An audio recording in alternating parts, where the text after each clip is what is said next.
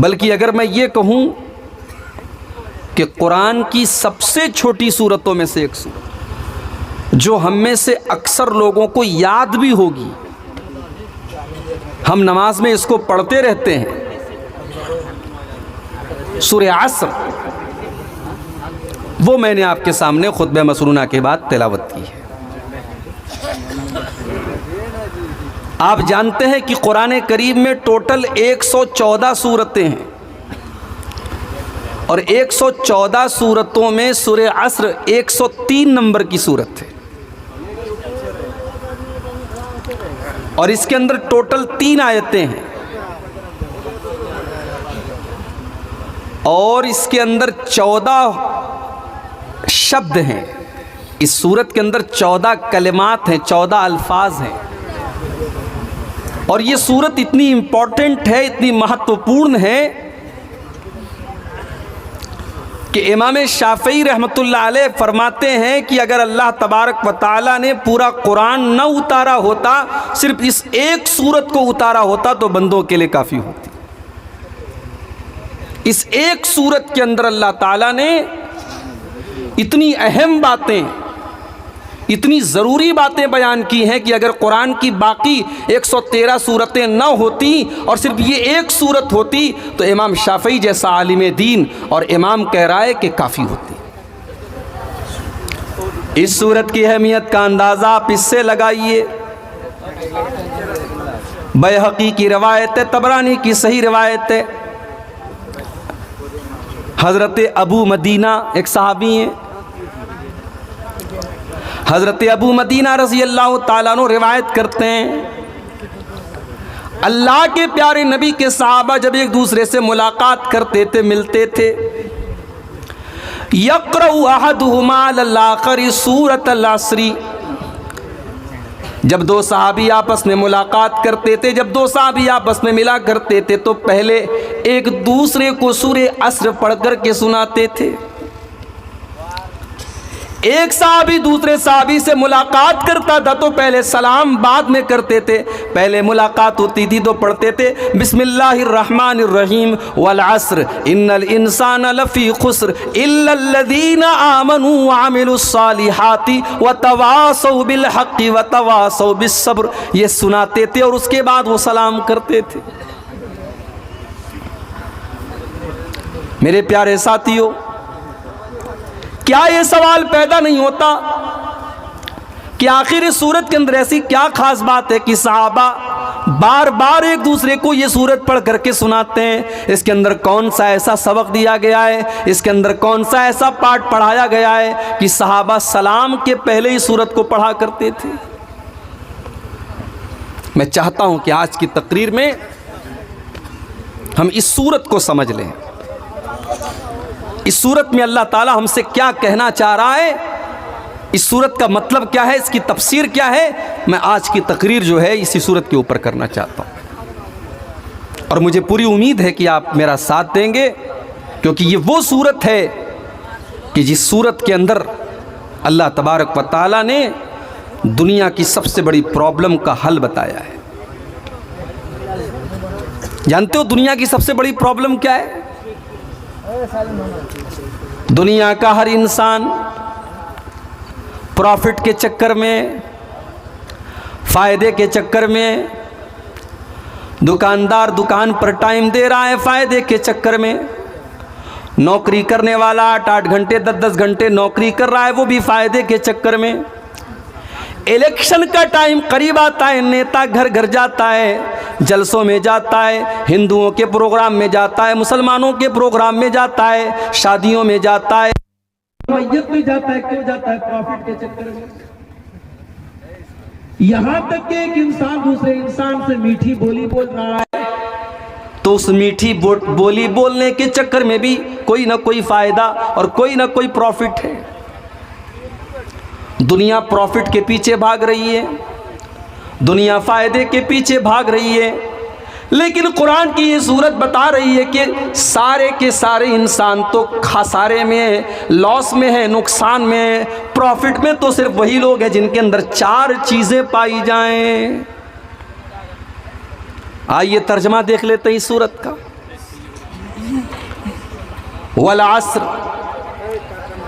कसम है ज़माने की, इन्नल इंसान लफ़ी खुस्रिन, इन्नल इंसान लफ़ी खुस्र, बेशक तमाम के तमाम इंसान घाटे में हैं, लॉस में हैं।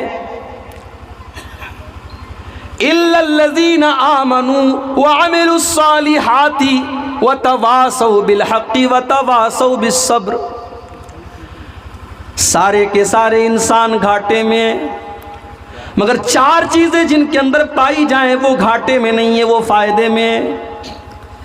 वो दुनिया में झोपड़े में रहने वाला इंसान हो, वो सूखी रोटी और चटनी खाने वाला इंसान हो, वो पैवन लगा कपड़ा पहनने वाला इंसान हो, दुनिया की नज़र में वो गरीब हो, हकीर हो, फ़कीर हो, लेकिन अल्लाह की नज़र में वो प्रॉफिट में, वो फ़ायदे में, वो खसारे में नहीं है, जिसके अंदर चार चीज़ें पाई जाएं।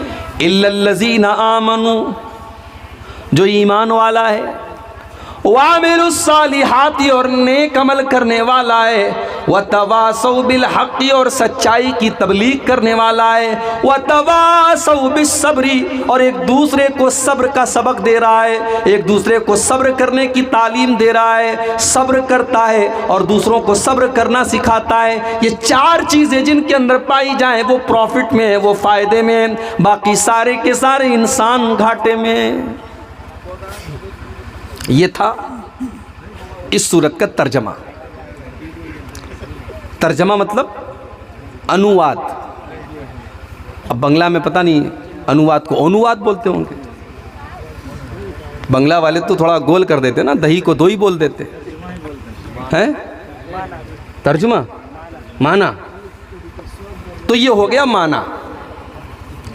अब आइए इसकी व्याख्या करते हैं, इसकी तफसीर करते हैं, इसको एक्सप्लेन करते हैं, एक एक लफ्ज़ के ऊपर गौर करते हैं। वल अस्र, ज़माने की कसम। सबसे पहला सवाल, हम कसम क्यों खाते हैं? हम इसलिए कसम खाते हैं जब सामने वाले को हमारी बात पर यकीन ना आ रहा हो। मिसाल के तौर पर किसी का 1000 रुपया चोरी हो गया, वो मेरे पास आया, अब्दुल गफ्फार साहब मेरा 1000 रुपया चोरी हुआ है, कहीं आपने तो नहीं लिया है? मैंने कहा नहीं भाई मैंने नहीं लिया है। मैंने अगर इतना कहा कि मैंने नहीं लिया है तो सामने वाले को डाउट हो सकता है, लेकिन अगर मैं ये कह दूं कि भाई साहब अल्लाह की कसम मैंने आपका पैसा नहीं लिया है, सामने वाला यकीन कर लेगा ये अल्लाह की कसम खा रहा है। यही तो होता है कसम का मतलब। कसम क्यों खाते हैं? ताकीद के लिए, अपनी बात को मजबूत बनाने के लिए। अब सवाल ये पैदा होता है कि अल्लाह ताला कसम क्यों खा रहा है? क्या नऊज़ बिल्लाह अल्लाह ताला को ये डाउट है कि मेरे बंदे मेरी बात नहीं मानेंगे, मेरे बंदों को मेरी बात में शक होगा? नहीं नहीं, अल्लाह की बात में किसको शक हो सकता है? अल्लाह तो अपने कुरान की शुरुआत में कहता है अलिफ लाम मीम ज़ालिकल किताबु ला रैब फीहि हुदल लिल मुत्तकीन। मेरे बंदो ये जो किताब तुम पढ़ने जा रहे हो, जो तुम कुरान पढ़ने जा रहे हो, ला रैब फीहि, इसके अंदर कोई डाउट की, कोई संदेह की, कोई शक की कोई जगह ही नहीं है। इसका एक एक हर्फ सच्चा है, इसका एक एक शब्द सच्चा है, इस कुरान के अंदर कोई शक नहीं है। तब अल्लाह कसम क्यों खा रहा है? अल्लाह कसम खा रहा है ये बताने के लिए कि हम जो बात कहने जा रहे हैं वो बहुत इम्पॉर्टेंट है, बहुत अहम है, बहुत महत्वपूर्ण है, उस पर तुम ध्यान दो, बहुत अहम बात बताने जा रहा हूं, इसलिए अल्लाह कसम खाता है। अब यहां एक बात और समझ लीजिए, अल्लाह ताला जिसकी चाहे कसम खा सकता है। उसने कुरान में इंजीर की भी कसम खाई है, अल्लाह ने कुरान में जैतून की कसम खाई, अल्लाह ने कुरान में तूरे सीना की कसम खाई, अल्लाह ने कुरान में मक्का शहर की कसम खाई, अल्लाह ने कुरान में अल्लाह के नबी की ज़िंदगी की कसम खाई, अल्लाह ने कुरान में सूरज की कसम खाई, ज़मीन की कसम खाई, आसमान की कसम खाई। अल्लाह जिसकी चाहे कसम खा सकता है, मगर हमें और आपको ये इजाज़त नहीं कि हम अल्लाह के अलावा किसी और की कसम खाएं। अगर हम अल्लाह के अलावा किसी और की कसम खाते हैं तो अल्लाह के नबी फरमाते हैं मन हलफ़ बिग़ैरिल्लाहि फ़क़द अशरक, जिसने अल्लाह के अलावा किसी और की कसम खाई तो उसने शिर्क किया। मियाँ बीवी में झगड़ा हो रहा है, बीवी कह रही है शौहर से अरे मैं झूठ नहीं बोल रही हूं, बच्चे की कसम, बच्चों की कसम लोग खा लेते हैं। शौहर बीवी के हाथ पर, सर पर हाथ रख करके कहता है मैं तेरी कसम खाता हूं। याद रखो मेरे प्यारे साथियों, न बीवी की कसम खाना जायज़ है, न बच्चों की कसम खाना जायज़ है, न माँ की कसम खाना जायज़ है, न महबूबा की कसम खाना जायज़ है। अल्लाह के अलावा किसी की कसम नहीं खा सकते। यहाँ तक के खाने काबा की कसम भी नहीं खानी चाहिए, इसलिए कि खाने काबा अल्लाह नहीं है, अल्लाह का घर है। हम खाने काबा की भी कसम नहीं खा सकते, क्योंकि सिर्फ और सिर्फ अल्लाह की कसम खाना है। खाने काबा तो अल्लाह का घर है, अल्लाह नहीं है। हमारे बहुत सारे गैर मुस्लिम भाई हैं, उनके दिमाग में ये बैठा हुआ है कि मुसलमान खाने काबा की पूजा करता है। उनको जाकर के सही बुखारी की वो हदीस पढ़ के सुना देनी चाहिए मेरे भाइयों कि हज़रत उमर फारूक रज़ी अल्लाह ताला अन्हु खाने काबा का तवाफ़ कर रहे थे, और खाने काबा का तवाफ़ करते हुए जब हजर अस्वद के पास पहुँचे, हजर अस्वद वही पत्थर है, काला पत्थर कि तवाफ़ के दौरान जिसको चूमा जाता है, हज़रत उमर फारूक रज़ी अल्लाह ताला अन्हु उस पत्थर को चूमा और चूम करके क्या कहा, इन्नी आलमु अन्नका हजरुन मा तनफउ वला तज़ुर्रु। ऐ हजर अस्वद, मैं जानता हूं कि तू एक पत्थर है, तू नफा नुकसान का मालिक नहीं है, तू किसी को फायदा नहीं दे सकता, तू किसी का नुकसान नहीं कर सकता। अगर मेरे नबी ने तुझे न चूमा होता तो मैं तुझे न चूमता, क्योंकि तुझे चूमना मेरे नबी का तरीका है, मेरे नबी की सुन्नत है, इसलिए मैं तुझे चूम रहा हूं। हजरत उमर ने दुनिया वालों को संदेश दे दिया कि मुसलमान हजर अस्वद की पूजा नहीं करता है, और हजरत बिलाल ने खाने काबा की छत पे खड़े होकर की अजान दे करके ये साबित कर दिया कि मुसलमान खाने काबा की पूजा नहीं करता। मुसलमान अगर खाने काबा का तवाफ करता है, उसकी परिक्रमा करता है, तो इसलिए करता है क्योंकि अल्लाह का आदेश है, अल्लाह का हुक्म है, उसके रसूल का तरीका है। खाने काबा हमारे नज़दीक मुक़द्दस तो है, मगर हम खाने काबा की इबादत नहीं करते, इसीलिए खाने काबा की, आप खाने काबा की कसम नहीं खा सकते। अगर आपको कसम खाना है तो आप कहेंगे रब्बे काबा की कसम, आप काबा की कसम नहीं खा सकते। एक और मसला याद कर लो, कुरान की कसम खा सकते हैं कि नहीं? बोलो भाई, खा सकते हैं कि नहीं खा सकते? खाते तो हैं लोग, बल्कि खाने का कुरान की कसम को तो सबसे ज्यादा अहमियत दी जाती है। भाई भाई में झगड़ा हो जाता है, अगर कोई भाई कुरान उठा करके कोई कसम खा ले तो पूरा ज़माना कहता है यार उसने कुरान उठा के कसम खाई है, उसकी बात गलत नहीं हो सकती।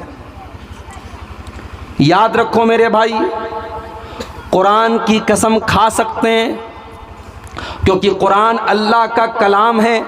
जैसे अल्लाह की कसम खाना जायज़ है, वैसे अल्लाह के कलाम की कसम खाना जायज़ है, मगर कुरान हाथ में लेकर के कसम खाना जायज़ नहीं है, क्योंकि जो कुरान जो हमारे सामने मौजूद है, ये कुरान तो कागज़ का है, इसके पेज तो कागज़ के हैं, ये कागज़ और ये इसके ऊपर जो कागज़ लगा हुआ है ये अल्लाह का कलाम नहीं है, बल्कि उसके अंदर जो बातें लिखी हैं वो अल्लाह का कलाम है। तो हम ज़ुबानी तौर पर कह सकते हैं कि कुरान की कसम, लेकिन कुरान हाथ में लेकर के अगर हम कहते हैं कि कुरान की कसम खाता हूं तो ये गलत है, और ये तरीक़ा नबी से साबित नहीं, सहाबा से साबित नहीं। तो जो लोग अपने झगड़ों में कुरान उठा के कसम खाते हैं वो गलत करते हैं, इस हरकत से बाज आ जाए।